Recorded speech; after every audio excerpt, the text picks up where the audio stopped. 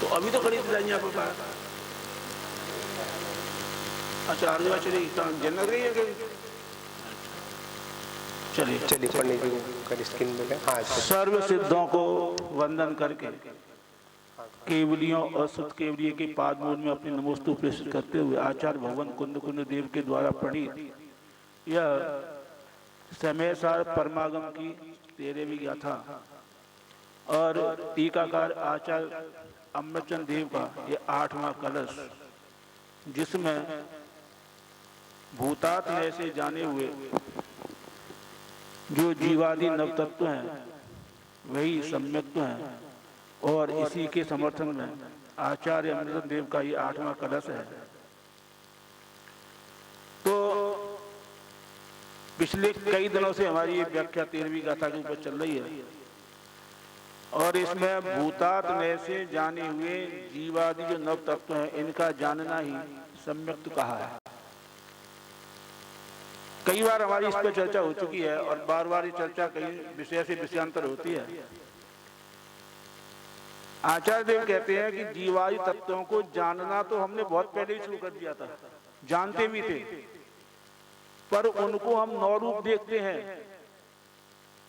भूतात्मय कहने का प्रयोजन यहाँ पे इतना ही है कि हम उस चेतना को नौ रूप न देखकर उन नौ तत्वों में व्याप्त जो चेतना है, एक रूप से सामान्य रूप से जो व्याप्त चेतना है उसको जानना वह सम्यक्त्व है। जब हम उसी चेतना को नव तत्व रूप में देखते हैं तो उसे व्यवहार सम्यक्त्व कहते हैं, और जब उन नौ तत्वों में व्याप्त एक चेतना सामान्य को देखते हैं तो है निश्चय सम्यक्त्व। वह नव तत्व में छिपी हुई चेतना कैसे हमें ज्ञात हो, उसके लिए आचार्य श्री कुंद कुंद देव ने कहा कि भूतात्मय से जाओ। जब भी हम भूतात्मय की बात करते हैं तो कुछ ऐसा लगता है कि कुछ अजीब बात कह दी है ना, कभी कभी पच नहीं पाती, पर ये वास्तविकता है। हमें जिस वस्तु को जानना है उसके शुद्ध स्वरूप को जानना है, तो उसके शुद्धता को ही देखना, और उसमें जो कुछ भी मिश्रित भाव है, संयोगी भाव है, निमित्त निमित्तिक भाव है, उन सबको वहां पे गौण होते हुए भी गौण करना। वो है उनकी अवस्था में है, जब मिटेंगे तब मिटेंगे, ये भी ठीक है, लेकिन जब अवस्था का गौण करके वस्तु का निर्णय करना हो तब हम उसमें क्या देखें। एक दृष्टांत के माध्यम से अपन को समझने का प्रयास करेंगे कि एक नगर से व्यापारी दूसरे नगर में व्यापार करने के लिए गए, और वे 9 व्यापारी समुदाय रूप में गए। जंगलों में होकर रास्ते में जा रहे थे तो रास्ते में रात हो गई, जंगल में उनको रुकना पड़ा तो वो रात को उन्होंने वहीं विश्राम किया, भोजन आदि करके। उस जंगल में जंगली जानवर भी थे। सुबह जब प्रातःकाल जब वो अपनी दैनिक क्रिया से निवृत्त होकर माताजी चलने लगे तो उसमें से एक ने कहा कि रात में हमने यहाँ पे जंगली जानवरों को देखा है, ऐसा न हो कि हमारा कोई साथी हमसे बिछड़ गया हो, कम हो गया हो, चलो अपन गिनती कर लेते हैं। और वो अब गिनती करने लगा, और गिनती में उसके 8 बैठे। कितने बैठे? 8 बैठे। उनने कहा हमारा एक साथी गुम हो गया, लगता है कोई जंगली जानवर उसको खा गया। दूसरे ने गिने, फिर भी 8 ही बैठे। तीसरे ने प्रयास किया, फिर भी 8 ही बैठे। जब उनको ये निर्णय हो गया कि हम 8 ही हैं, कोई हमारा साथी जंगली जानवरों का शिकार हो गया अथवा गुम हो गया, तो वो विलाप करने लगे, रोने लगे, बैठ गए वहीं पे सिर पकड़ के। अब हम इसके घर पे जाके क्या जवाब देंगे, इसके घर वाले पूछेंगे। तभी वहां से कोई राहगीर गुजरा और उसको रोते हुए देखकर वो रुका। उन्होंने कहा ये वो क्यों रोने का कारण क्या है? बोले हमारे संग में समस्या हो गई, निकले तो व्यापार करने के लिए थे लेकिन अपना साथी खो दिया। 9 निकले थे, 8 रह गए। उसने देखा भाई कितने आए थे तुम लोग? 9। अब कितने हैं कि 8। वो समझ गया समस्या क्या है, तो उन्होंने कहा चलो मैं अब तुम्हारे साथी को ढूंढने की कोशिश करता हूँ, शायद मिल जाए। तो उसने खुद इधर खड़ा हुआ और उन 9 को सामने खड़ा किया और उसने कहा कि जब जब मैं तुम्हारी संख्या बोलूं तब तुम हाथ उठाना। क्या? जब मैं तुम्हारी संख्या बोलूं, एक कहूं तो एक हाथ उठाना, दूसरे का दूसरा हाथ उठाना, ऐसे हाथ उठाना, हो सकता है तुम मिल जाओ। तो उसे तो मालूम ही था, ज्ञानी था। तो उसने कहा कि एक ने हाथ उठा दिया, एक एक करके उसने 9 की संख्या तक पहुंच गया, 9 ने हाथ उठा दिया। बोले हो गए पूरे? कहा था हो गए पूरे। अज्ञानता कहाँ थी? ये अज्ञानता कि 9 तो थे ही, पर जब वो सामने देखता था तो अपने को नहीं देख पाता था, अपने को नहीं गिनता था। तो नव तत्वों में व्याप्त जो चेतना है, जब हम नव तत्वों में देखते हैं तो नव तत्वों में अपने आप को शामिल नहीं करता, अपने को देखता कि मैं भी जीव तत्व हूं। 8 को तो समझ लेता है, अजीब, आश्रव, संवर, बंध, निर्जरा, पुण्य, पाप, वो सब समझ लेता है।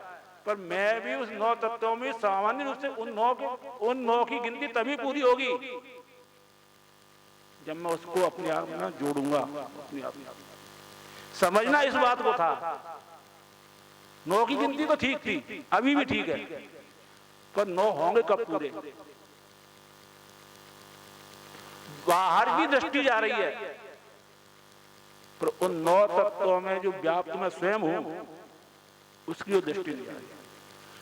तो इस बात को आचार्य कुंद जानते थे कि वो जीव के ज्ञान में 8 तत्व आए ना भी आए, दोनों बात हो सकती हैं,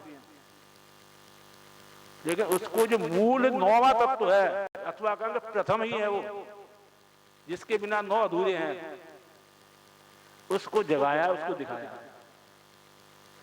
तब कहा कि भूतात्मा से जानो, नहीं 8वीं प्रयोजनवान तब है जब उस प्रथम ही अथवा उस 9वें को जान लोगे, तब वो 9 होंगे। और केवल 8 का जानना प्रयोजनभूत नहीं है, जाना नारे को नहीं जाना।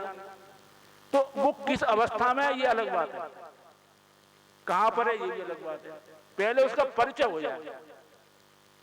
तो जैसे उस ज्ञानी पुरुष ने अपने ज्ञान के द्वारा उनकी समस्या को जाना, उनकी अज्ञानता को जाना, और अपने पुरुषार्थ से, अपने ज्ञान से, अपने उपदेश से उनको उनका बोध कराया।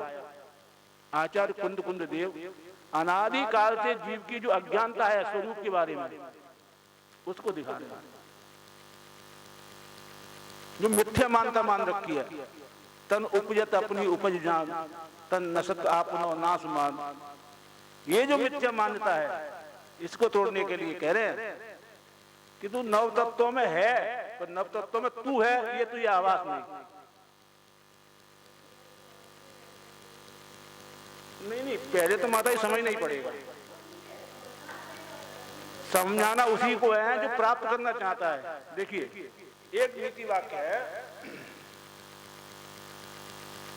यस्य प्रज्ञा स्वयं नास्ति शास्त्रम तम करोति किम, लोचना विहीनस्य दीपकम किम प्रयोजनम।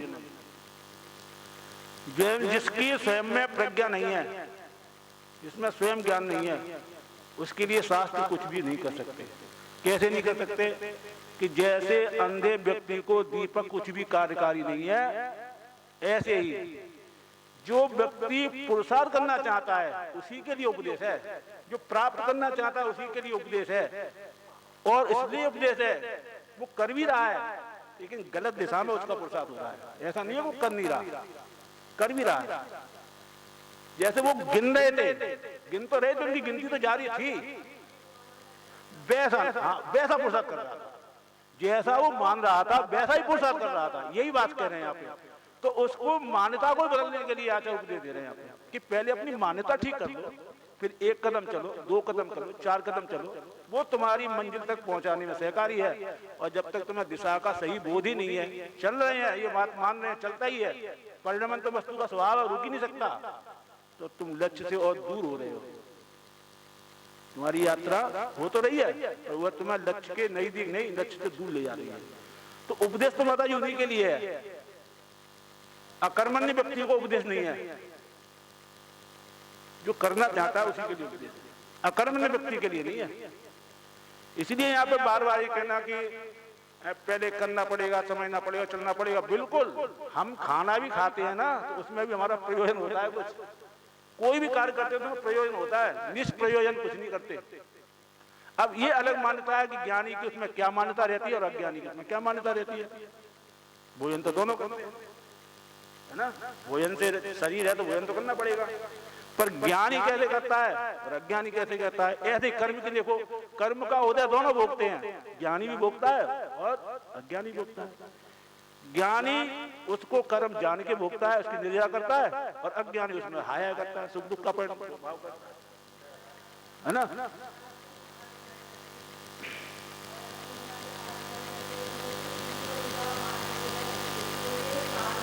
ले तप बढ़ावन हेतु नहीं पोषते तन असन।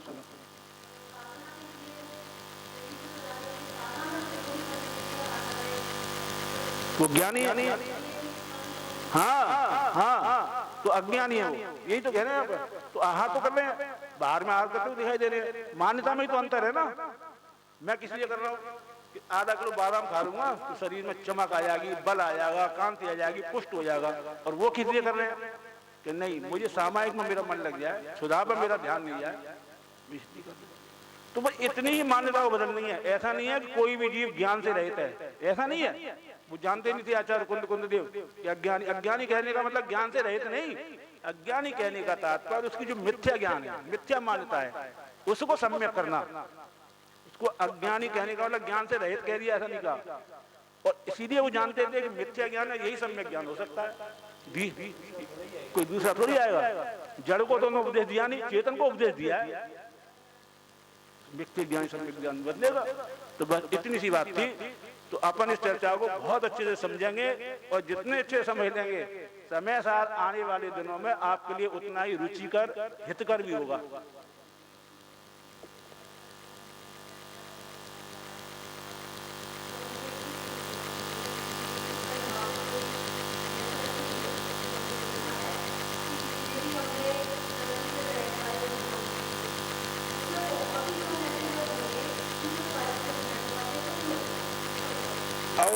क्यों ग्रहण कर पाते महाराज माता जी, ये अपनी अपनी सुनो योग्यता है, ये अपनी अपनी योग्यता है। इसके बारे में हम ये नहीं कह सकते कि वो क्यों नहीं कर रहा, भावना नहीं है।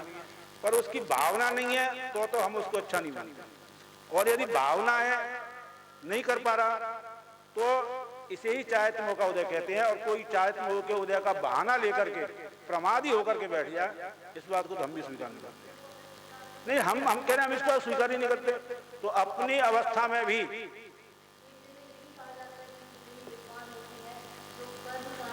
और ऐसा भी नहीं कहते,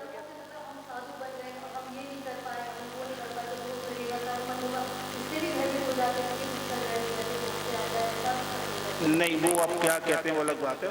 पर हम सर्वथा ऐसा क्या है, मैं नाम भी गिनाऊं तो मैं पंडितों के नाम भी गिना सकता हूं कि जिन्होंने दीक्षा ली है अथवा जो संयम के मार्ग पर आगे बढ़े हैं और बहुत अच्छी उन्होंने साधना की है। लेकिन अपवाद सब में होते हैं, है ना। लेकिन ऐसा नहीं है कि पंडितों ने दीक्षा नहीं ली है। आचार्य ज्ञान सागर की पूर्व पर्याय देखेंगे तो ब्रह्मचारी पंडित थे। और पंडित रतन चंद जी मुक्ता साहब सहारनपुर वाले, प्रकांड विद्वान, उसके कर्णानुयोग के देशगत सावंगी भाई साहब मुनिवन के सल्लेखना हुई है। हाँ, शायद मुनिवन के सल्लेखना हुई है, नहीं हुई थे जब उन्होंने मुक्तारी छोड़ी तो उनके पास था। ऐसा हो सकता है जो माता जी जो बोल रही है ना, अधिकांश क्या होता है इसमें यथार्थता भी थोड़ी देखनी पड़ेगी अपने को। ये होता है कभी कभी, इसको भी एक कड़वा सत्य है, इसको स्वीकार करना पड़ेगा। तो हम तो करते रहे हैं, लेकिन स्वीकार कर रहे हैं। हाँ, लेकिन मैं एक बात बताऊँ, सही करो ना, बड़ी एक मार्मिक बात बताऊँ आपको मैं कि एक विद्वान थे, कहते अपन मेरठ में थे, उनका भी नाम रतन लाल नाम था उनका। तो उसमें भी एक विषय आया था, उनको हम संबोधन करने गए थे और हमसे पहले भी पूर्व के अनेक विद्वान उनको संबोधन करने गए थे। और ये समझ लो रतन चंद मुख्तार के बाद में देखा जाए तो उनका ही नाम सेम था, अच्छे विद्वान थे। तो उनकी बाद में ऐसी स्थिति हुई, तो उसमें उन्होंने हमारे संबोधन को भी स्वीकार करने से क्या, हमारे दर्शन करने को मना कर दिया। मतलब इसमें कहेंगे कोई ना कोई उनकी आयु का दुर्भाग्य ऐसा बढ़ गया कि जिस प्रकार। और एक बात और है, बताऊं आपको मैं, बड़ी समझने वाली बात है इसमें, बड़ी मार्मिक बात है कि जब हम लोग ज्ञान अर्जन करते समय अगर अहंकार भाव पैदा हो जाता है, इसमें जो आप बात कर रही है इसको भी कहेंगे अपन, यहाँ पर विद्वान समाज के लिए भी और साधु समाज के लिए भी और श्रावक समाज के लिए, सभी के लिए, जहाँ पर ज्ञान अर्जन होने पर या फिर जो 8 प्रकार के जो मद बताए और जहाँ पर मद आया तो 25 दोषों के अंतर्गत मद भी शामिल है सम्यक में। जब उसको ज्ञान मद आ गया, चाहे हम वृद्धिधारी हैं या हम मतलब कोई भी जो भी है तपस्या कर रहे हैं, मैं महावृत्ति, मुझे ऐसे ही मद आ जाए, मैं साधु हूँ, मैं ऐसा करूंगा, मैं जो कहूँगा सही कहूँगा, कि किसी विषय में कहीं पर भी जो मद आ जाए, मद आते ही सम्यक हटा, और सम्यक हटते ही उसकी व्यवस्था चाहे बाहरी शब्द ज्ञान में कितनी भी महत्वपूर्ण हो पंडित जी, ठीक है ना, पर यथार्थ के अंदर देखा जाए तो वो व्यक्ति शून्य मोक्ष मार्ग है। ऐसे जीव शब्द ज्ञान करने वाले जीवों का कल्याण नहीं होता है। हमसे अच्छा शब्द को रिकॉर्ड करने की ताकत इस रिकॉर्डरों के अंदर है, माइक के अंदर। हम तो अपने कानों से कुछ शब्द को इधर से उधर भी कर सकते हैं, पर ये माइक एक्यूरेट कैच कर रहा है, कैमरा एक्यूरेट कैच कर रहा है। कहीं इसको मान लेंगे नहीं, यहाँ पर है जहाँ पर ज्ञान आ गया। ज्ञान आना बुरी बात नहीं है, पर ज्ञान का मद आना ही बड़ी बेकार है, ठीक है ना। तो यहाँ पर कुछ ऐसे भी विद्वान हैं जिन लोगों ने साधु की संगति में रहकर अध्ययन किया, वो अपने कल्याण के मार्ग में भी लग गए। और कुछ ऐसे विद्वान रहे कि जिन्हों को इच्छा तो थी पर समय अनुसार गुरु चरण सानिध्य नहीं मिला, ये उनकी व्यवस्था उनकी रही। और कुछ विद्वान मतलब सामान्य व्यक्ति ऐसे भी रहे जो योग भी था, पास तक नहीं आए, सब कुछ था, पास नहीं आए। पास तक नहीं आए। हाँ तो होता है, ऐसी कोई दिक्कत की बात नहीं है। अब देखिए क्या होता है, अब यहाँ विद्वान मतलब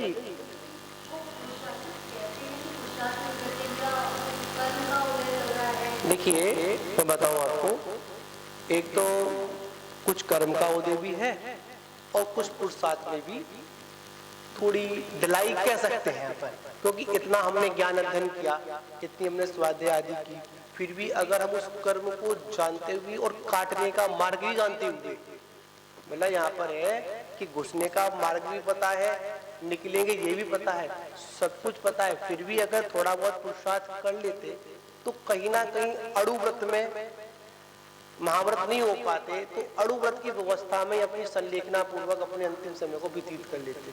और यथार्थ में अगर यहाँ पर अपन जिनवाणी की अगर श्रोता अगर वक्ता का लक्षण कहें तो वक्ता के लक्षण में बहुत अच्छी डिटेल आचार्यों ने दी, अपन उसको यहाँ पर क्लियर नहीं करेंगे।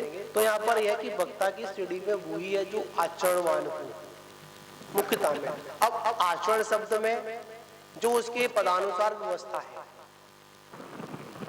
चाहे वो गृहस्थ हो और चाहे मुनि हो, उनकी जो व्यवस्था आचार्यों ने जो बताई गई है उस व्यवस्था के अनुसार सभी को लगा लेना चाहिए, ठीक है ना।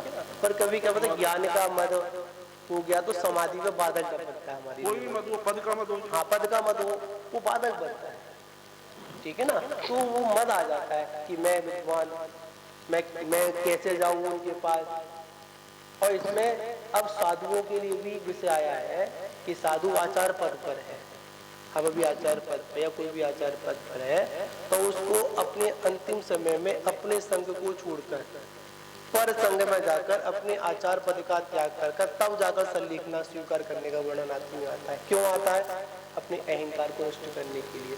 तभी तो विषय आता है ना कि परमात्मा के दर्शन में अगर कोई बाधक है तो नाग बाधक है, नाग अहंकार बाधक, ठीक है ना। तो यहाँ पर यही है। तो आज हमने ऐसी व्यवस्था की, आप लोग देख रहे होंगे कि आपकी स्क्रीन पर जो पुस्तक पढ़ी जा रही है वो भी यहाँ पर शेयर कर दी है। अच्छा अच्छा। हाँ, पूरी पुस्तक अब लोगों की बात पहुंच जाएगी। हाँ, सभी के पास पुस्तक है। हमने अपनी फोटो को तो यहाँ से छोटा कर दिया है, पर पूरा जिनवाणी को आपके सामने खोल कर रख दिया है। अगर किसी को समझ में नहीं है तो यहाँ से थोड़ा बेटा जूम और कर देंगे, पहले पेज पे जूम कर देंगे, थोड़ा मैनेज कर देंगे वहाँ से अपन कहाँ से पढ़ करेंगे। अब यहाँ पर बस एक नहीं, पेज नंबर 182 पर अब जो मोटे हेडिंग में लिखा है, अब देखो, नव तत्वों में छिपी हुई वह आत्मज्योति। यही तो पहले चल रहा था ना। तो अब कैसे समझ में आएगी कि वह नव तत्वों में आत्मज्योति छिपी हुई है, इसकी व्याख्या यहाँ पर होगी। तो जूम एप्लीकेशन के माध्यम से जो भी श्रोता जुड़े हैं और जिनके पास स्पष्टीकरण ग्रंथ उपलब्ध है, अब तो स्क्रीन दिखा दी मैंने, दिखा दिए तो फिर ठीक है, सभी लोग सुनेंगे। क्लियर पढ़ने में आ रहा है? जितने भी लोग उपस्थित हैं सभी को जो स्क्रीन सेट की है यहाँ से सभी को पढ़ने में आ रही होगी। ठीक है बेटा, उसको गैलरी कर दे। हाँ हाँ, सब और दिखता है, सब दिखते हैं। आई विधान भी ऐसे ही किया था पूरा हमने, चल रहा था पूरा। आदेश है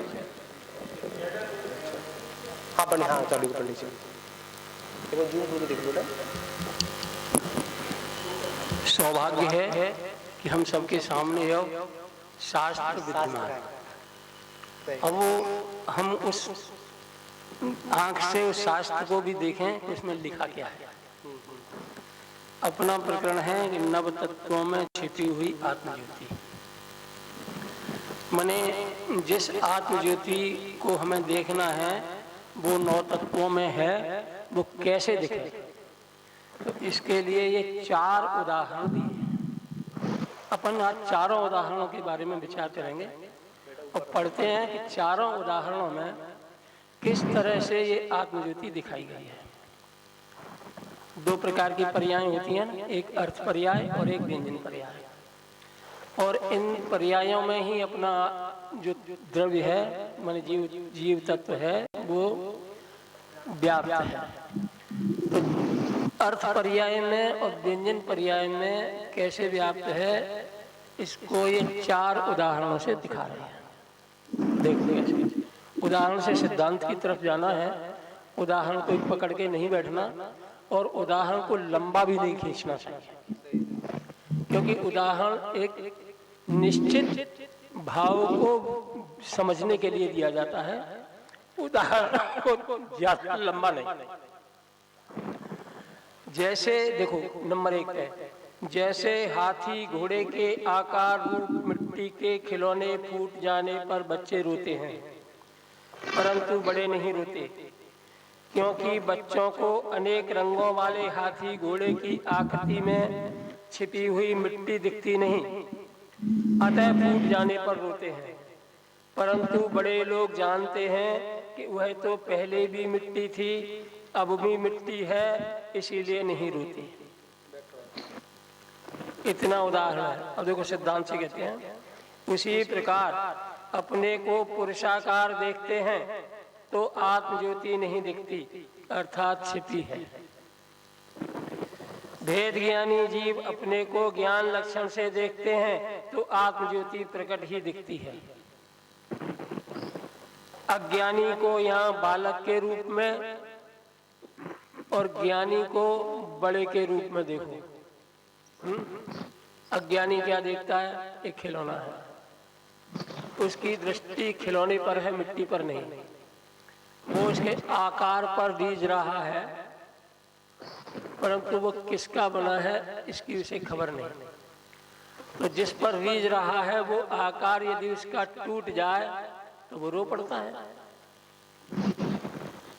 परंतु बड़े तो जानते हैं कि ये आकार है मिट्टी का, ये आकार ही तो टूटा है, मिट्टी तो कहीं गई नहीं। मिट्टी तो वही की वही है और बन जाएगा, दूसरा रूप ले लेगा। तो यहाँ ये 2 दृष्टियां हैं, एक दृष्टि आकार को देखती है, एक दृष्टि मिट्टी को देखती है। अब यहाँ हमें देखना है कि ये 9 तत्वों में ज्ञानी क्या देखता है और अज्ञानी कैसे देखता है। दूसरा बोल देखो, चारों पढ़ूंगा मैं आज, फिर सामूहिक व्याख्या होगी। एक व्यक्ति चूहे और गणेश की स्वर्ण मूर्ति सराफ के यहाँ बेचने गया, तो सराफ ने एक ही कांटे पर तौलकर एक ही भाव में खरीदी। बहुत उदाहरण भी अच्छा है, रसीला है। तब वह बोला, जिस भाव चूहा उसी भाव गणेश। सराफ कहता है, तुम्हारी दृष्टि में चूहा और गणेश है, हमारी दृष्टि में तो ये मात्र स्वर्ण है। समझ में था जी? उसी प्रकार यदि अपने को पुरुषाकार देखते हैं तो आत्मज्योति नहीं दिखती, अर्थात छिपी हुई है।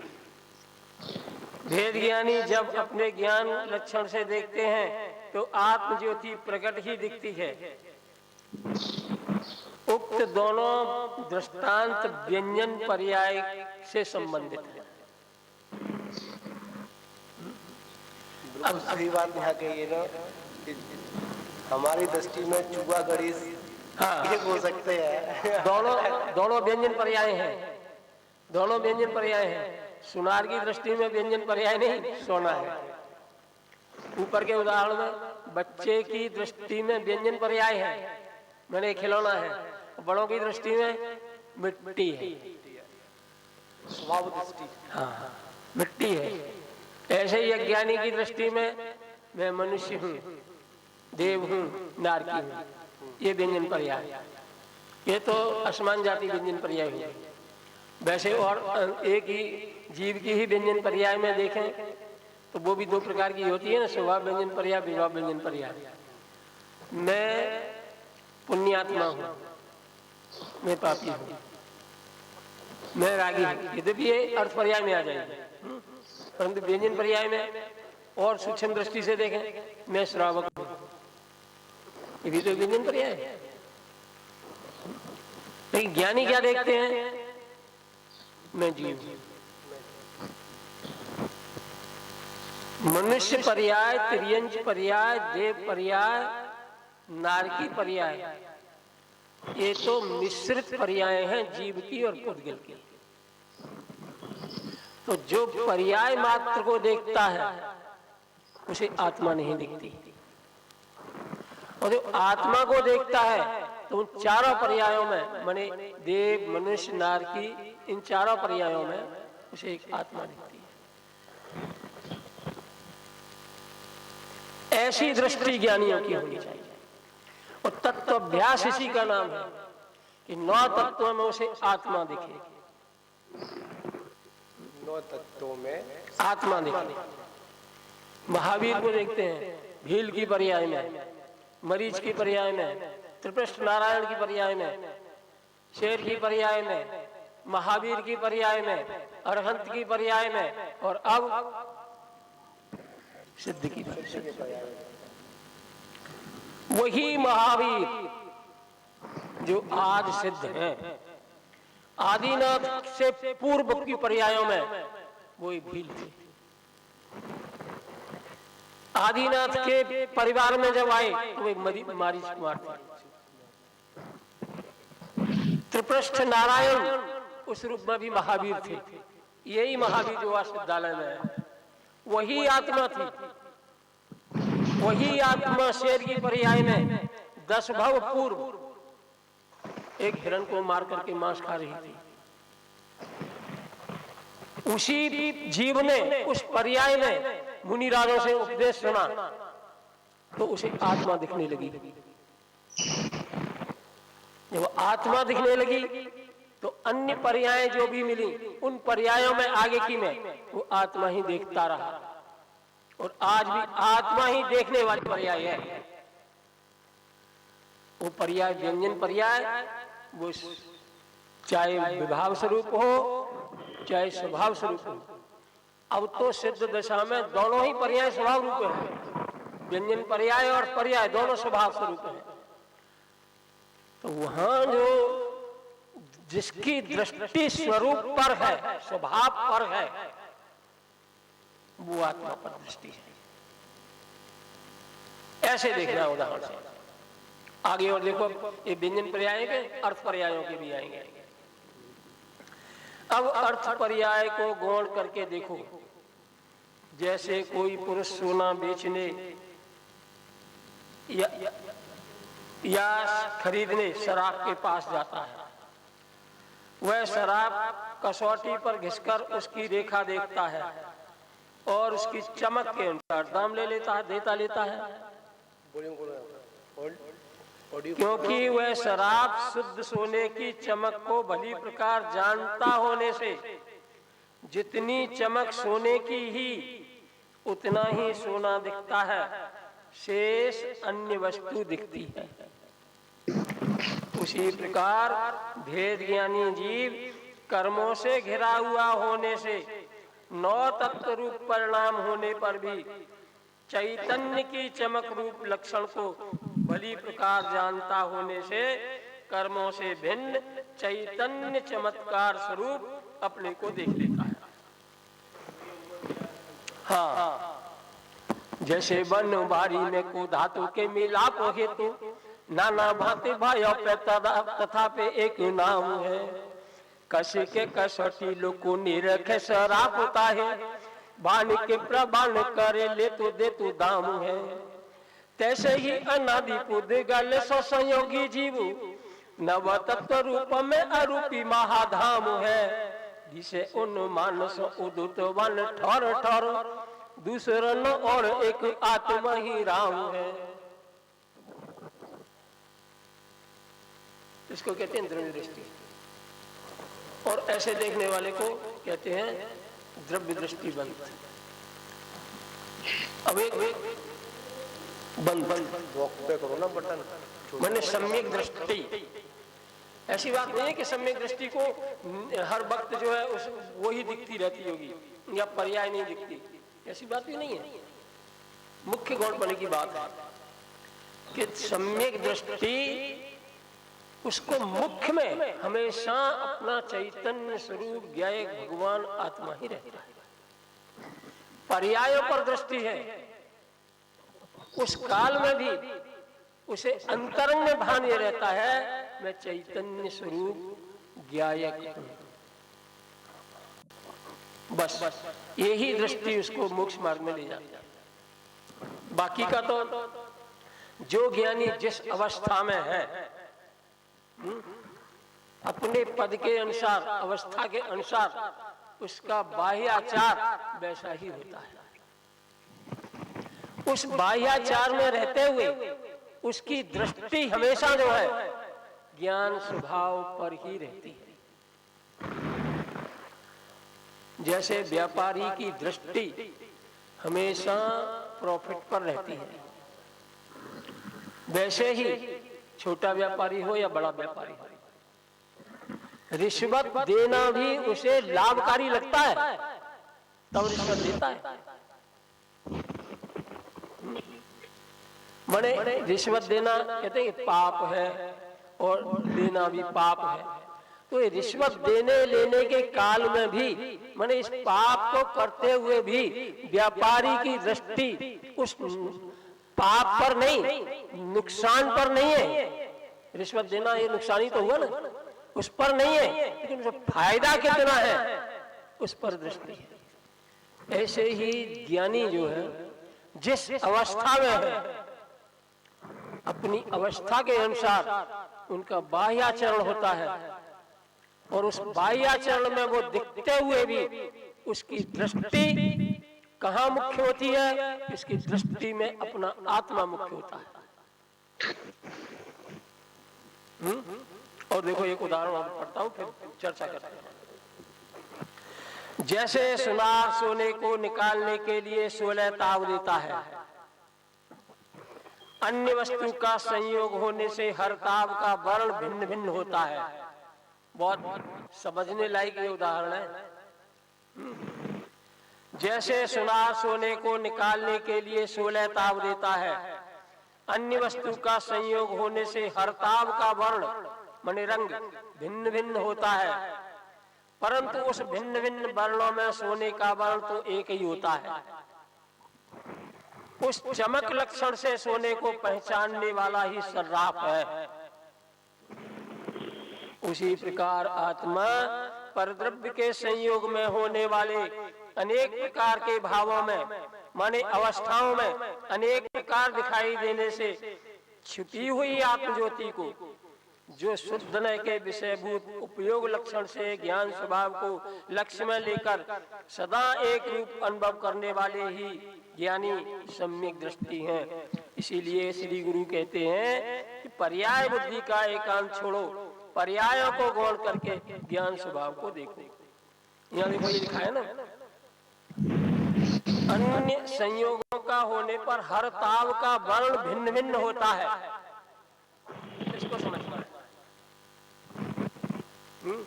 ताव तो 16 है, 16 बार सोना खदान में से निकाला हुआ तपाना पड़ेगा, लेकिन हर ताव में उसका रूप अलग हो जाता है, परंतु सोने की चमक वही रहती है। क्या कहना चाहते हैं इस दृष्टांत से कि कोई एक ज्ञानी है वो असंयमी है, एक ज्ञानी देश संयमी है, एक ज्ञानी सकल संयमी है, दूसरा ज्ञानी श्रेणी में है, ये स्वरूपाचरण जी की बात करते हैं। आगे का ज्ञानी केवल ज्ञानी है ना? ये सब ज्ञानियों की दशा है। कहाँ से ज्ञानी उठा? चतुर्थ गुण स्थान से। और इसके नीचे की भूमिका में देखना चाहे तो सम्यक सन्मुख मिथ्या दृष्टि। हाँ, और वो सम्यक सन्मुख मिथ्या दृष्टि की ऐसी दशा है कि ना तो हम उसे सम्यक दृष्टि कहते हैं ना मिथ्या दृष्टि कहते हैं। सन्मुख है, हाँ, अतिशय मिथ्या दृष्टि, अतिशय लगाया है। आगे अभी तैयार बैठा है। हाँ, प्रायोगिक लब्धि से तो ऊंचा उठ गया, अब कुछ ही क्षणों में करण लब्धि में प्रवेश करने वाला है। करण लब्धि वाले जीव की यही स्थिति है सच में, क्योंकि करण लब्धि का काल भी कोई 1-2 समय का तो होने ही होता नहीं है। उसमें भी अंतर्मुहूर्त और अंतर्मुहूर्त में भी अंतर्मुहूर्त 3 करण होते हैं। हर एक करण जो है अंतर्मुहूर्त का होता है। तो उत्कृष्ट दृष्टि से भी देखें, हाँ हाँ, मैं सेकंडों का भी समय है,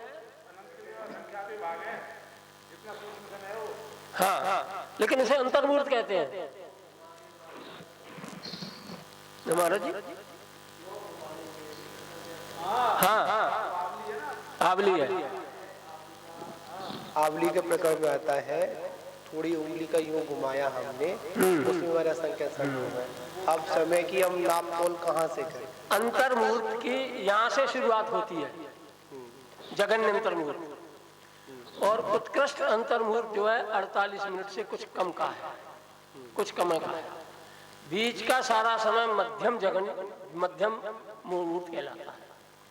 तो कोई जीव उत्कृष्ट और मध्यम जघन्य भाव अंतर्मुहूर्त में भी हो तो करण लब्धि के 3 करणों में यदि उत्कृष्ट वाला भी ले तो घंटे 2-2.25 घंटे का काल हो जाएगा। 2 घंटे की समय का तो उत्कृष्ट जो आता है, समय का जो विषय बताया है, हाँ, 1 मुहूर्त में आया है, 3 बताया।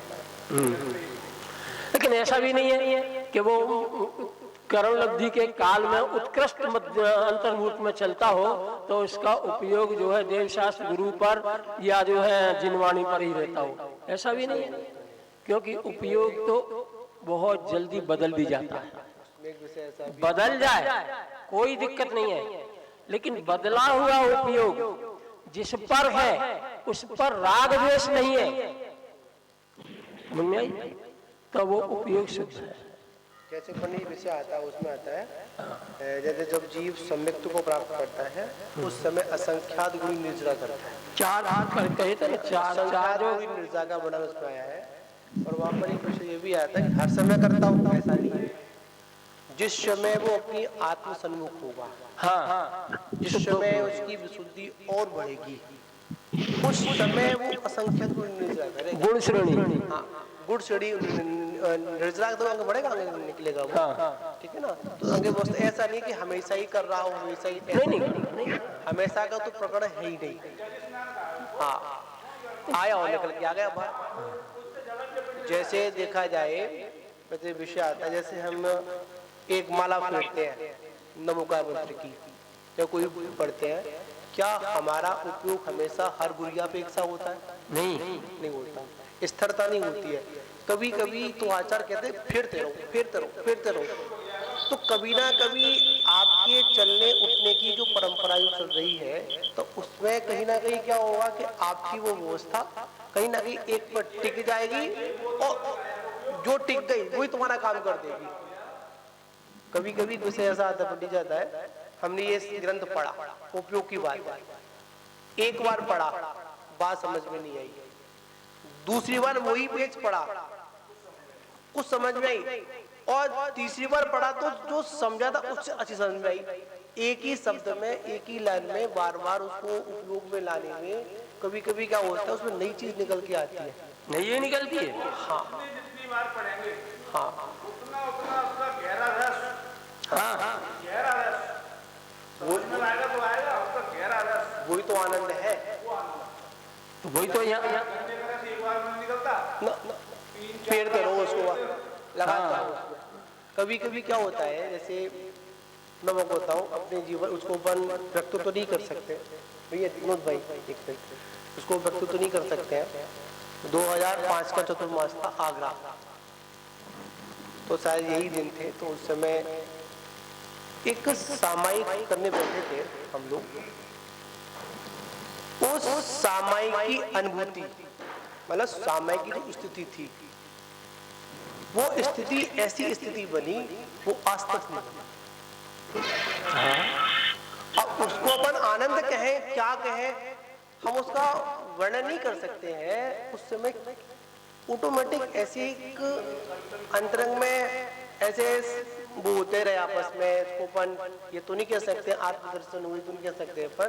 उस तत्व चिंतन की व्यवस्था ऐसी चली, ऐसे प्रश्न उठे, ऐसी विशुद्धि बनी कि बाहर निकलने का मन ही नहीं कर रहा। बनती है, वो विशुद्धि तब बनी, आज वो विशुद्धि नहीं बनी, नहीं बनता।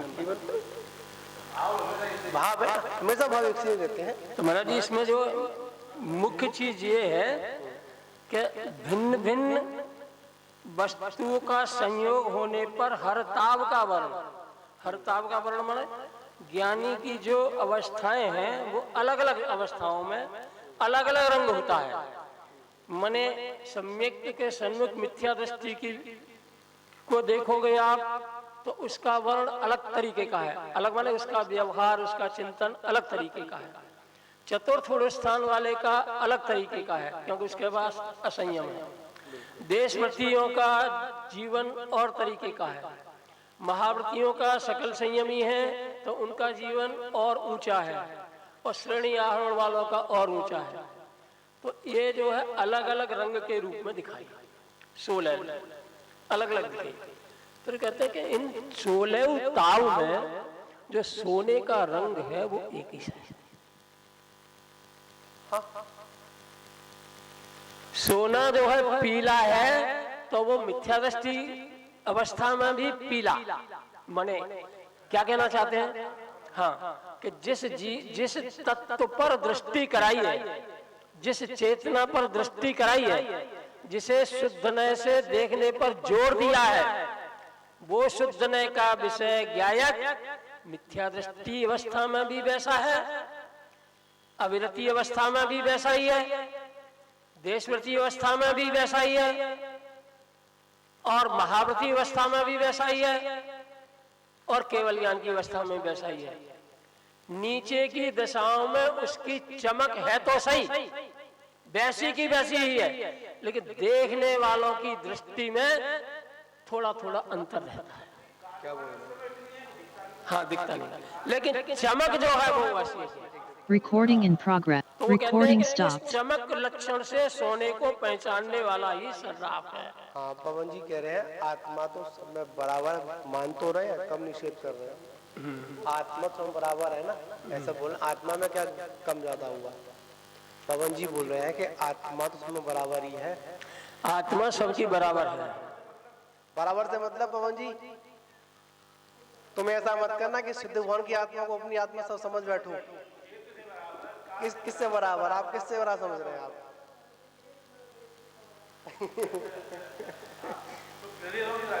आप किसकी बात कर रहे हैं पवन जी?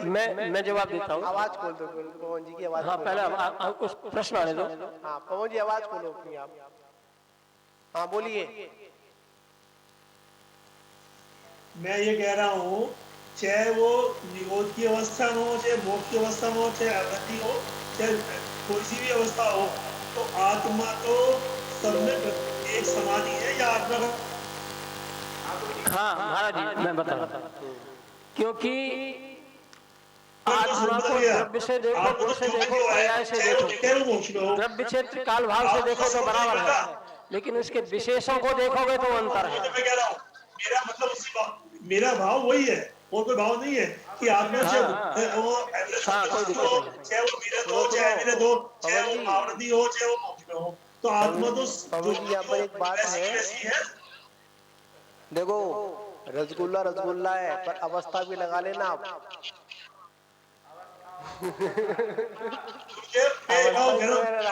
आपको अगर आपकी दृष्टि अगर हमेशा रसगुल्ला पे रही तो गड़बड़ हो जाएगी। अवस्था भी लगा के रखना उसको। खा लिया और वो जब भी उसको छोड़ोगे ना वो प्लेट में रसगुल्ला ही उठाएगा क्योंकि उसको मिठास अनुभव हो गया। सीधी सी बात ये है।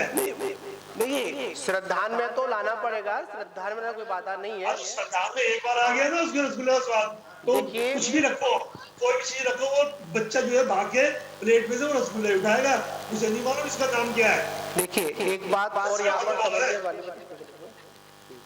एक बात और यहाँ समझने वाली है पवन जी, बड़ी इसको बंद कर दो।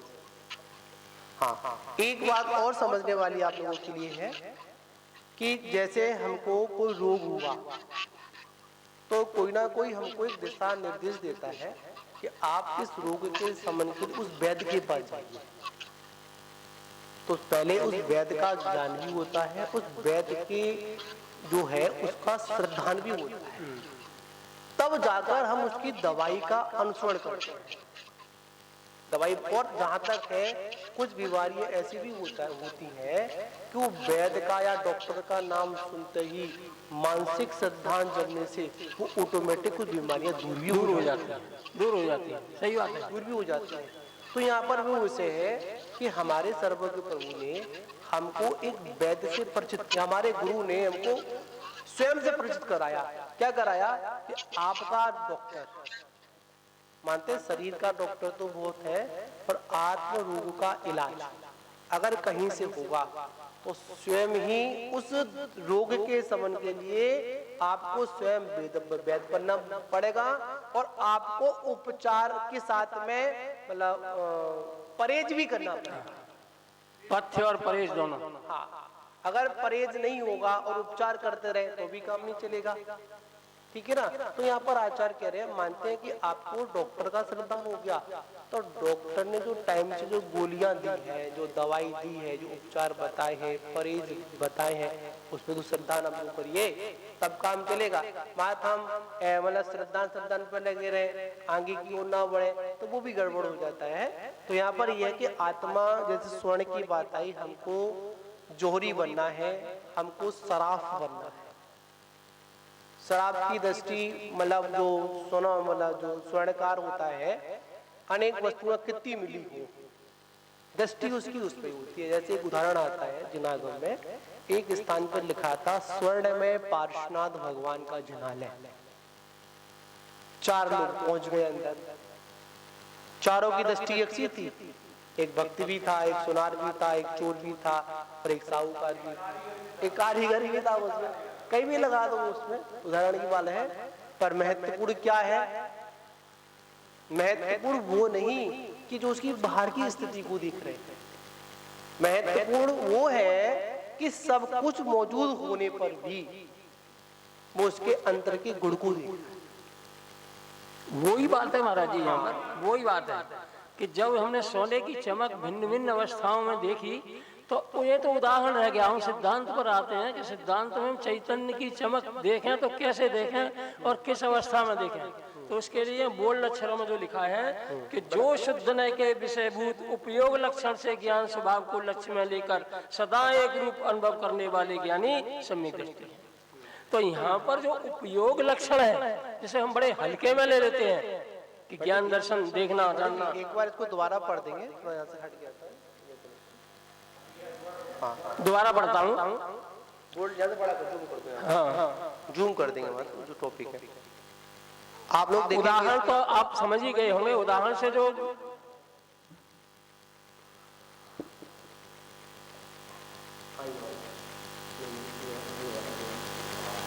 शुद्ध नय वाला चल रहा है। हाँ, उदाहरण तो आप समझ ही गए होंगे। उदाहरण तो बस सोने की चमक को दिखाने वाली बात है।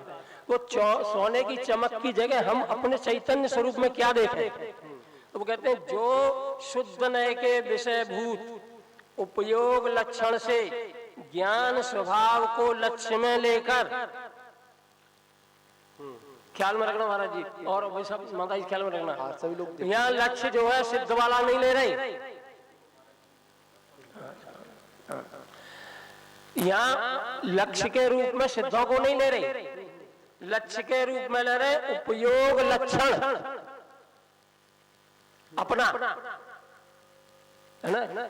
उपयोग लक्षण से ज्ञान स्वभाव को लक्ष्य में लेकर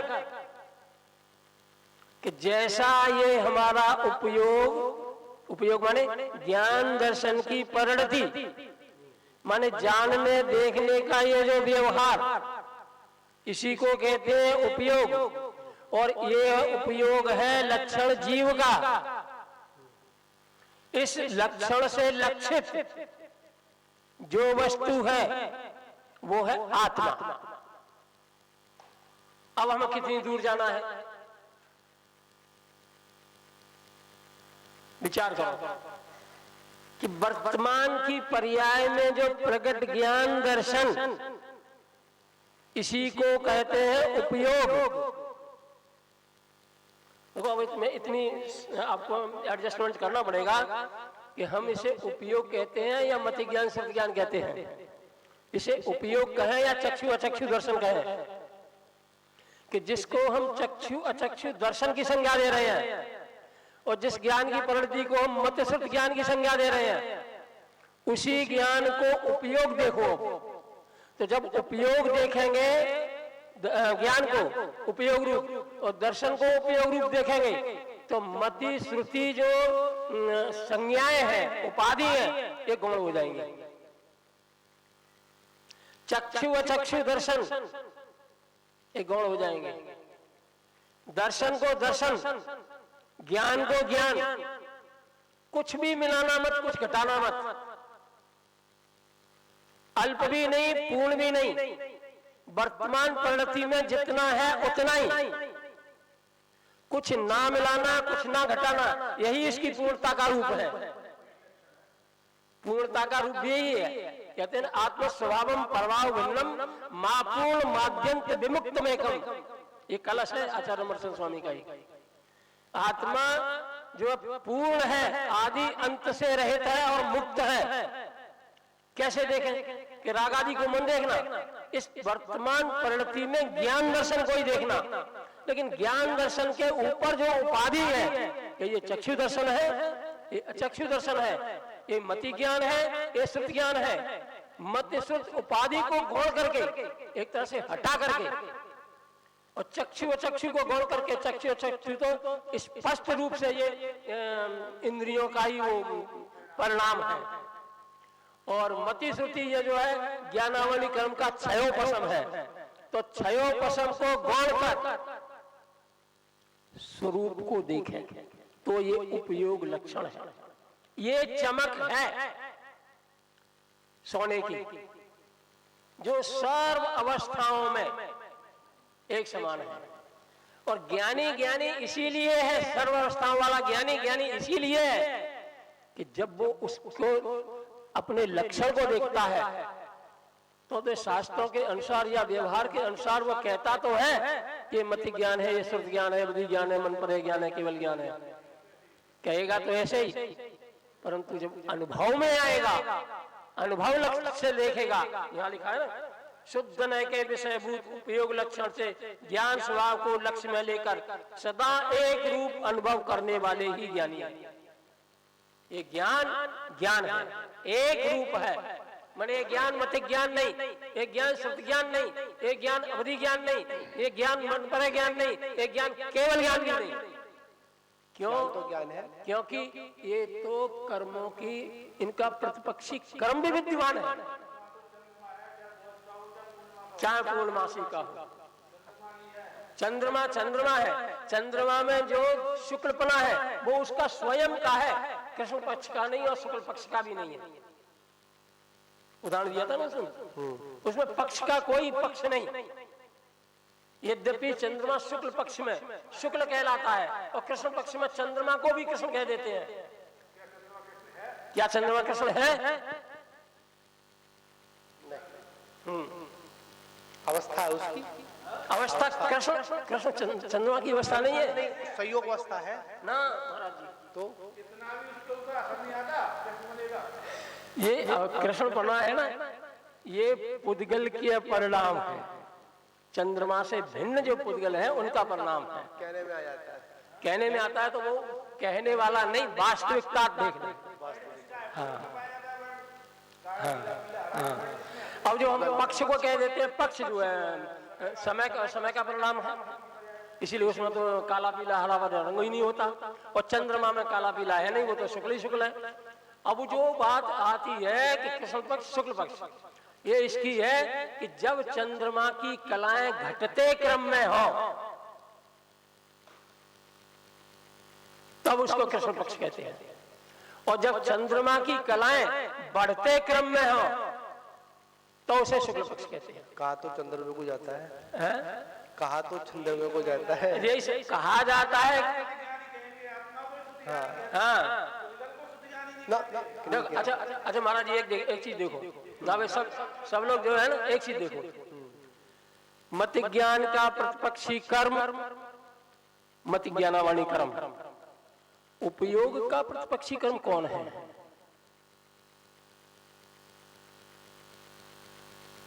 वो है अपना शुद्ध बताया था, शुद्ध वो स्वानुभूति का है, स्वानुभूति लक्षण सम्यक ज्ञानी का है और उपयोग लक्षण जीव का है। दोनों में अंतर महाराज है, उपयोग के आवड़े ही नहीं है। यही तो हम कह रहे हैं, यही तो हम कह रहे हैं। मत ज्ञानावाणी कर्म का प्रतिपक्षी कर्म ज्ञाना मत ज्ञानावाणी कर्म और उसका क्षयोपशम हो तब वो प्रकट होता है। श्रुति ज्ञानावाणी कर्म का प्रतिपक्षी कर्म श्रुति ज्ञानावाणी कर्म और उसका क्षयोपशम हो तब प्रकट होता है। लेकिन उपयोग लक्षण का कोई भी प्रतिपक्षी कर्म नहीं है और प्रति समय उपयोग लक्षण विद्यमान है और ज्ञान का ज्ञानोपयोग और दर्शनोपयोग के रूप में विद्यमान है। अर्थात जिस ज्ञान को मत ज्ञान कहते हैं उसे मत ज्ञानावणी कर्म के क्षयोपशम उसके निमित्त के आधार से उसका कथन आता है, इसकी संज्ञा आती है मत ज्ञान।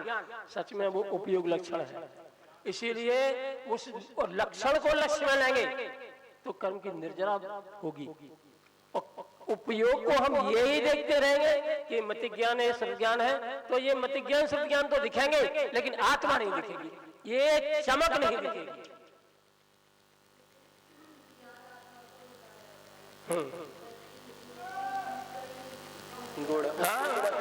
लक्षणम उपयोग लक्षणम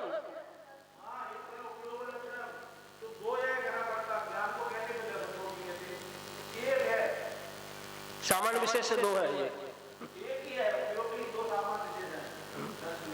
देखिए यहाँ बड़े समझने वाली बात है, मति ज्ञान आत्मा, श्रुति ज्ञान आत्मा, अवधि ज्ञान आत्मा, मन प्रिय आत्मा और केवल ज्ञानी में आत्मा, ये तो व्यवस्था है।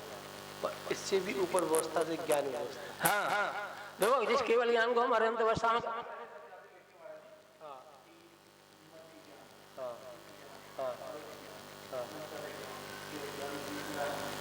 आप बताओ। मैं देखो यहाँ पर समझने वाली बात है पंडित जी,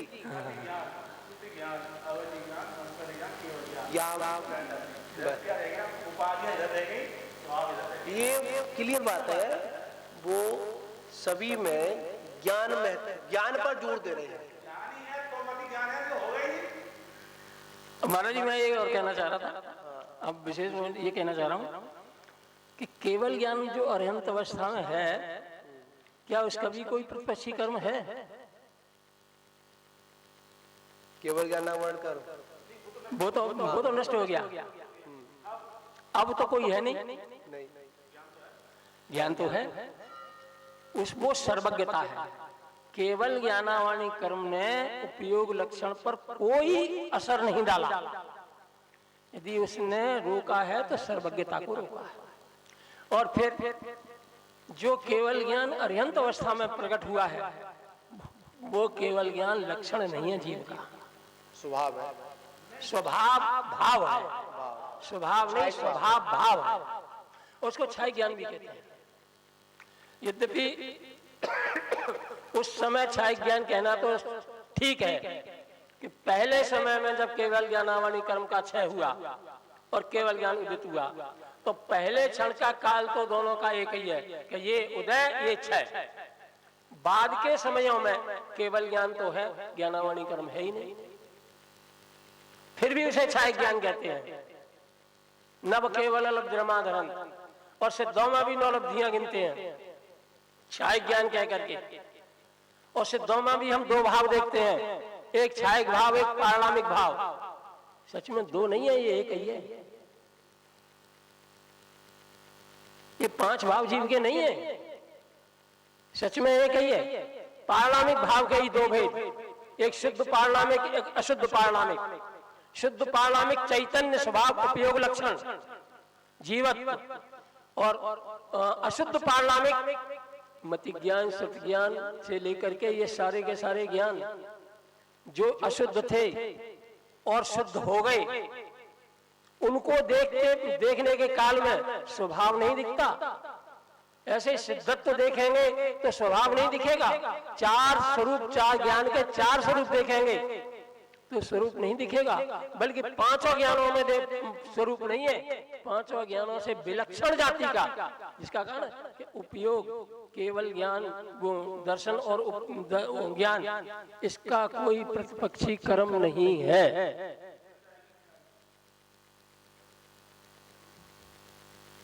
ये हमारे ज्ञान में प्रति समय जिंदा रहे कि हमारे उपयोग लक्षण का कोई प्रतिपक्षी कर्म नहीं है। मति ज्ञान का तो है, श्रुति ज्ञान का तो है, केवल ज्ञान का तो था, लेकिन उपयोग लक्षण है, उसका कोई प्रतिपक्षी कर्म नहीं है, इसीलिए लक्षण है। और लक्षण को देख करके लक्ष्य की प्रतीति और अनुभूति होती है।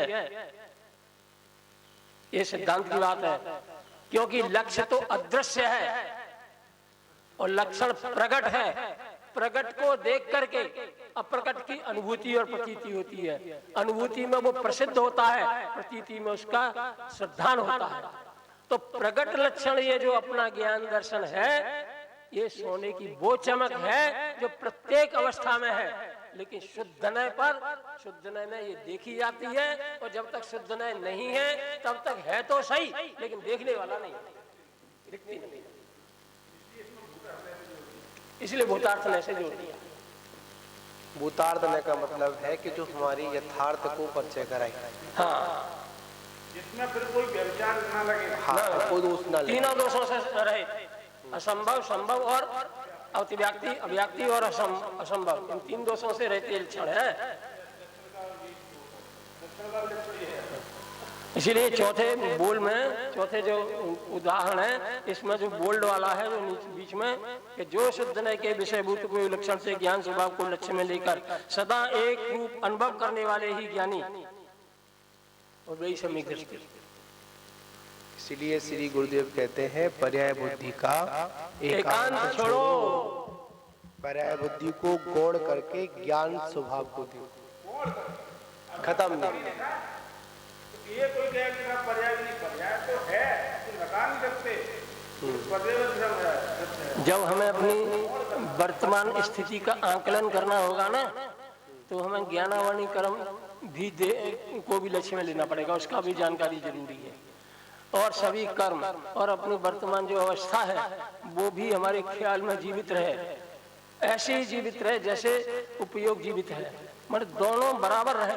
मुख्यता गौणता समय समय पर किसकी करनी है ये अपने आप होती रहेगी, लेकिन ज्ञानी की दृष्टि जो है गौण तो करेगी लेकिन ओझल नहीं करती। बात यहाँ पर है, अपन उदाहरण के माध्यम से बाहर के व्यक्ति को शक्ति को देखते हुए अपने अंतरंग की तैयारियां मजबूत होनी चाहिए। अगर हम बाहर की व्यवस्था में ही अगर उलझे रहेंगे, वो कोई बड़ा बलवान है, आवाज कम होगी देखो, ठीक है ना, यही देखते रहेंगे सामने वाला बलवान है, हम कुछ नहीं कर पाएंगे, काम नहीं चलेगा। बाहर वाले व्यक्ति की शक्ति को देखते हुए, आकलन करते हुए उस शक्ति को उस समय गौड़ कर अपनी तैयारी में लग जाए, हाँ, तो हम सामने वाले को परास्त कर सकते हैं। तो यहाँ पर यही विषय कह रहे हैं कि आप भी अपनी शक्ति का आकलन करिए, और अपनी शक्ति का आकलन कब होगा, जो वो शक्ति आपके उपयोग में आएगी, लक्ष्य में आएगी। इसमें बड़ी मार्मिक बात कह रहे हैं, जो शुद्ध न के विषयभूत उपयोग लक्षण से ज्ञान स्वभाव को लक्ष्य में लेकर सदा एक रूप अनुभव करने वालों को ही ज्ञानी या सम्यक दृष्टि कहा है। उन्होंने लाइन करके बात बताई ना, हाँ, ज्ञान ज्ञान ज्ञान ज्ञान ज्ञान, ये उपयोग लक्ष्य। बाहर की उपाधियां हैं, संयोग अवस्था उपाधियों के साथ है, बिल्कुल है, लेकिन जब हम अपने को पहचानेंगे तो बाहर को देखने के लिए क्षयोपशम की भी जरूरत है, इंद्रियों की भी जरूरत है, बिल्कुल। लेकिन इस लक्षण से लक्ष्य जो आत्मा है, लक्षण को मुख्य करके देखने के लिए ना इंद्रियों की जरूरत और ना मन की जरूरत और ना कर्म के क्षयोपशम की जरूरत, वहाँ तो उपयोग की जरूरत है, अपने आप वो अपना है, वो कभी उससे जुड़ा ही।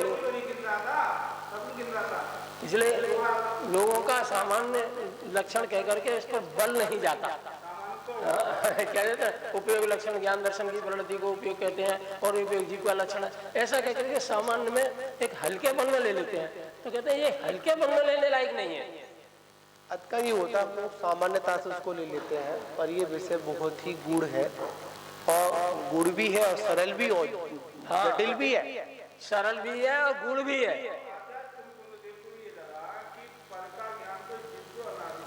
बिल्कुल, पर भावों का, पर निश्चित भावों का, और बार-बार भी जाता भी उधर ही है।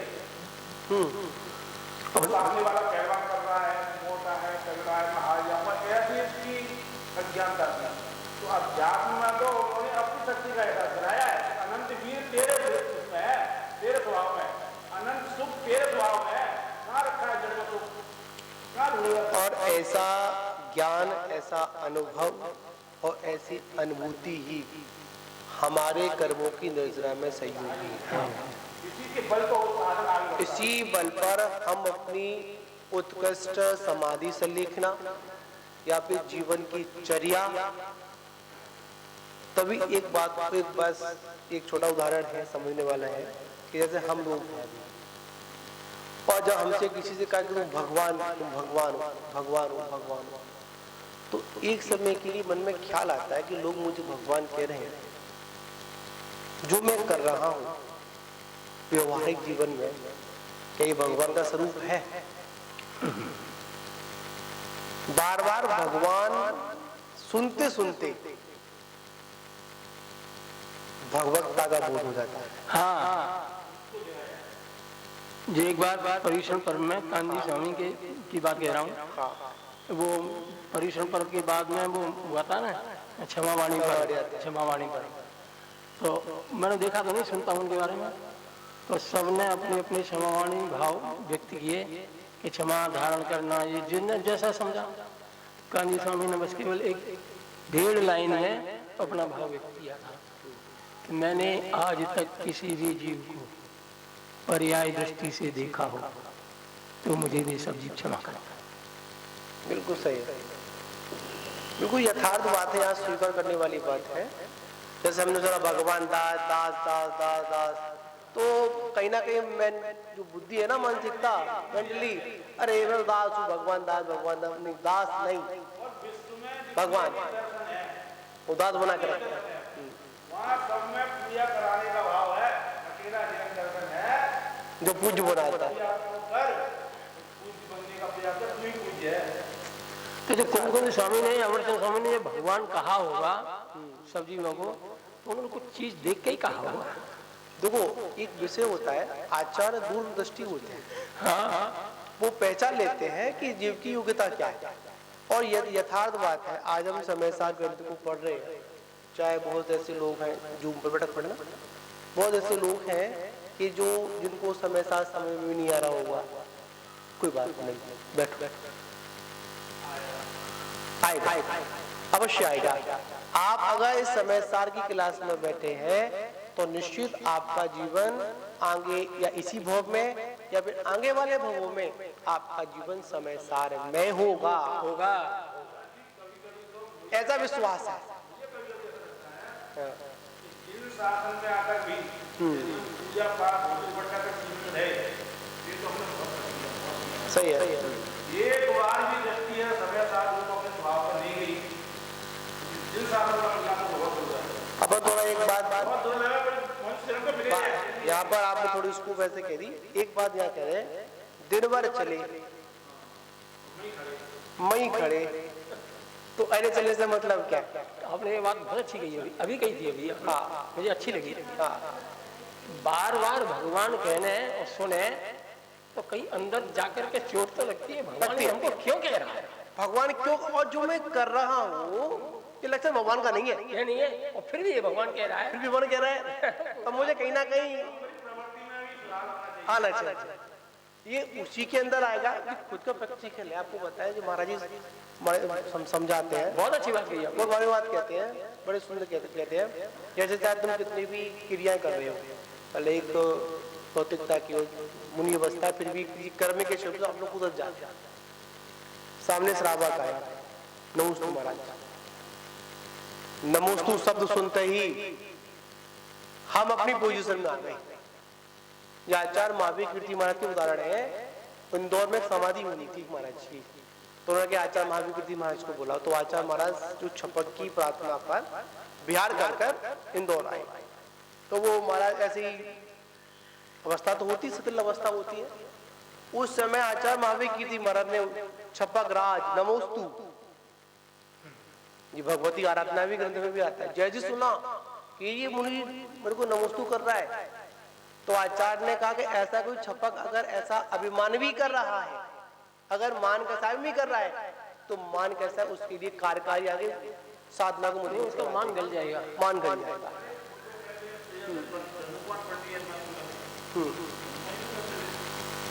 उसका जो उनकी कह रहे थे सूरसागर महाराज, हाँ, वो उनका नाम था, नहीं, हाँ, उनका नाम था मुझे धनगोपाल तो विचार था ये भाई, उनका नाम था शायद, नाम मुझे याद नहीं आ रहा। मैं उनका प्रसंग बताता हूँ। हाँ, ऐसे मैं आपको एक प्रसंग बताता हूँ। हाँ, पुराना है ये, मेरे ख्याल में सन 54-55 की या 50 की बात होगी। और वो ये कहते थे कि हम साधुओं को नमस्कार नहीं करते, और उनके सामने जब इतना पर से कोई साधु आते तो लोग बाग जो थे कहते थे महाराज ये शहर में मत जाओ। मनीराम नाम था उनका, मनीराम नाम था कि यहाँ एक मनीराम नाम के पंडित रहते हैं, वो इतने कट्टर हैं कि उनके सामने कोई साधु टिक नहीं पाता, और वो साधु को टिकने भी नहीं देते। तो सूरसागर थे या शांति सागर थे, इनमें से दो एक थे, इधर आए। उनकी तो अब हम अवश्य इतना को बिहार करेंगे, अब हम जरूर जाएंगे। बहुत उनका ज़्यादातर साधु बिहार करते थे, बाईपास होकर के चले जाते थे, लेकिन बोलने लगे नहीं अब तो हम जाएंगे। ठीक है, वे आए गए, और जो छोटा मंदिर है ना कांच वाला, उस मंदिर की धर्मशाला में आकर के बैठ गए। उन्होंने श्रोताओं से कहा, भक्तों से, कि मनीराम जी को बुला के लाओ। तो सुबह का समय था, मनीराम जी के पास पहुंचे। मनीराम जी अपने चबूतरे पर बैठ कर कुल्ला कर रहे थे। तो उन्होंने कहा महाराज ने बुलाया है। तो उन्होंने मुंह फेर लिया, मैंने कोई जवाब नहीं दिया, मुंह फेर लिया। 2 बार महाराज जी ने भेजा, लेकिन उन्होंने कोई जवाब नहीं दिया, मुंह फेर रहे। दूसरे दिन भी यही स्थिति रही। तीसरे दिन महाराज ने ये तय कर लिया था कि जब तक हम उनसे मिलके नहीं जाएंगे तब तक मैं यहाँ से बिहार नहीं करेंगे। तीसरे दिन उन्होंने थोड़े कड़े शब्दों में ये कहा, तुम मनीराम से कहो वो हमारे पास आएंगे या नहीं, वे नहीं आएंगे तो हम उनके पास जाएंगे। जब उन्होंने कहा तो उन्होंने जब देखा एक तो ऊपर चढ़ बैठे थे, सांकर लगा ली, सांकर खुलवाई तो उन्होंने कहा कि आप ये बताओ महाराज के पास जाओगे या नहीं जाओगे, नहीं जाओगे तो वो आपके पास आ जाएंगे घर पे। तो उन्होंने सोचा घर पे आ जाएंगे और मैं घर पे बुलाना नहीं चाहता, तो ये बड़ी दिक्कत हो जाएगी। कह दिया गया ठीक है चलो हम आ रहे हैं। पहुंचे महाराज जी बैठे दीवार का सहारा लेकर के ऐसे ऐसे वो जाकर के बैठ गए। कोई बंदना नमस्ते नहीं, कोई किसी प्रकार का व्यवहार नहीं। तो बोले मनीराम जी हमने आपके बारे में बहुत सुना है, और आप नमस्ते वंदना करो या ना करो हमें कोई ऐसी आपत्ति ना है, लेकिन ये बताओ तुम विद्वान हो, हम विद्वान नहीं है, तुम शास्त्र पढ़ते हो, सबसे पहले तुम ये बताओ कि हमें दोष क्या है। तो उन्होंने जी कही ये बैठ, हाँ सबसे पहला दोष। महाराज ने कही बिल्कुल ठीक है बिल्कुल मैं दोष को स्वीकार करता। और उन्होंने जी कही और उन्हें मनीराम ने चरण छेड़ दिया। बात वही है, क्योंकि यहाँ पर विषय वो समझने वाला है कि जैसे कोई हमसे कुछ कहे और लग रहा हो कि हाँ हमारे लिए की बात है, तो आचार्य महाराज भी कहते हैं अगर कोई व्यक्ति हमारी गलती को बता रहा हो तो वहाँ पर हमको क्रोधित नहीं होना है। हाँ। वहाँ पर अपने को उस समय अपनी गलती को स्वीकार कर कर उसको सुधारने का प्रयास करना है। फिर बताते हैं मनीराम जी ने उनको वो जितने दिन रहे वो उनके पास आते जाते रहे और बहुत कुछ सिखाया, और महाराज ने बहुत कुछ सीखा उनसे और उन्होंने महाराज से सीखा। ये दोनों चीजें होती हैं।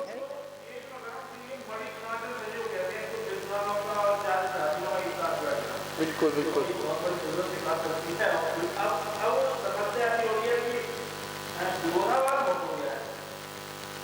मत मतांता ज्यादा हो गए हैं